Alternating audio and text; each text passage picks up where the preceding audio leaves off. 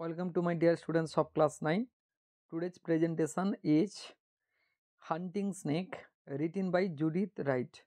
আজকের পর্বে তোমরা পাচ্ছ এই হান্টিং স্নেকের গুরুত্বপূর্ণ কিছু প্রয়োজনীয় প্রশ্ন এবং তাদের যথাযথ উত্তর। চলে আসি ফার্স্ট কোশ্চেনে। Who wrote or composed the poem hunting snake? কে এই হান্টিং স্নেক কবিতাটি রচনা করেছেন বা লিখেছেন?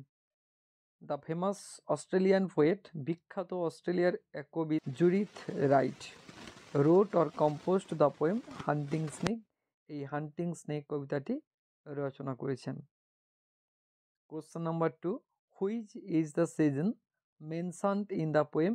এই কবিতায় কোন ঋতুর কথা উল্লেখ করা হয়েছে? Answer, the poet has mentioned, কবি উল্লেখ করেছেন দ্য সিজন লেট আটাম, হেমন্তকালের কথা, ইন দিস পোয়েম, এই কবিতার মধ্যে। Question number 3, describe the day, দিনটির বর্ণনা করো। Or how did the poet present the late autumn day, কিভাবে কবি হেমন্তের দিনটির বর্ণনা দিয়েছেন কবিতার মধ্যে?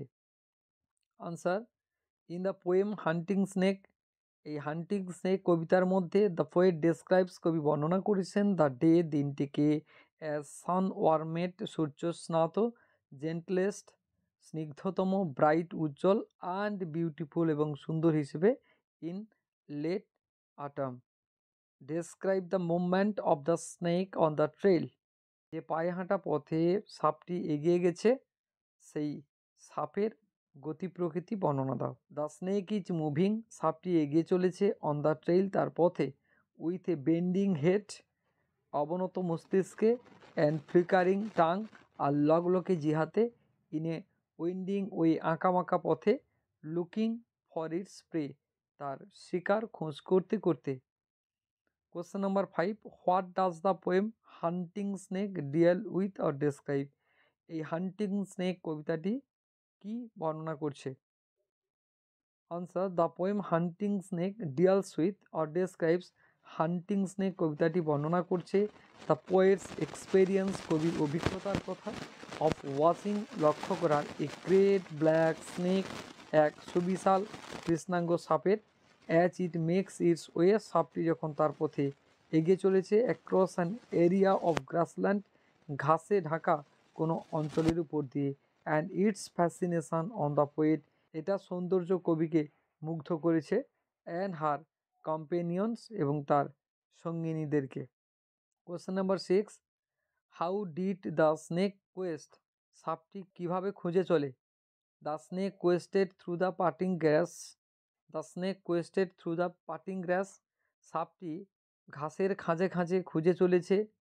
অ্যাট দ্যাট টাইম, সেই সময়, ইটস হেড ওয়াজ ডাউন, এর মস্তিষ্ক ছিল অবনত, and tongue was flickering on the trail, এবং লগলকে জিহাতে সে তার পথে এগিয়ে চলেছে।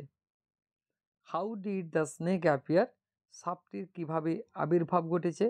ইন দ্য সানি ডে, সেই সূর্যালোকিত দিনে, অফ লেট আটাম, সেই সূর্যালোকিত দিনে সাপটি কেমনভাবে আবির্ভাব ঘটেছে? দ্য গ্রেট ব্ল্যাক স্নেক, সুবিশাল কৃষ্ণাঙ্গ সেই সাপটি, অ্যাপিয়ার্ড, আবির্ভাব ঘটেছিল, উইথ এ ফেরোসিয়াস ইন্টেনশন, এক ভয়ঙ্কর প্রবৃত্তি নিয়ে, অ্যান্ড ফ্লিকারিং টাং, আর লগলকে জিহাতে, in the sunny day of late autumn, হেমন্তের এক সূর্যালোকিত দিনে, ইট সিমড, এটি মনে হয়েছিল, কোল্ড, ডার্ক অ্যান্ড স্প্লেন্ডিড, শীতার্ত, কৃষ্ণাঙ্গ এবং চমৎকার। দ্য সান গ্লেজেড, সূর্য আলোকিত করে তুলেছিল, ইটস কার্ভেস অফ ডায়মন্ড স্কেল, এর হীরের মতো যে চকচকে আঁকামাঁকা শরীর, সেই হীরের মতো চকচকে আঁকামাঁকা শরীরের উপর সূর্য কিরণ দিচ্ছিল এবং এটিকে চকচকে করে তুলেছিল। এ পর্যন্ত থাকলো আজকের দ্য স্নেল কবিতার ফার্স্ট পার্ট। সেকেন্ড পার্ট এবং থার্ড পার্টের জন্য পরবর্তী ভিডিওগুলো অবশ্যই ফলো করো এবং সাবস্ক্রাইব করতে ভুলে যাও না। Thank you, have a good day.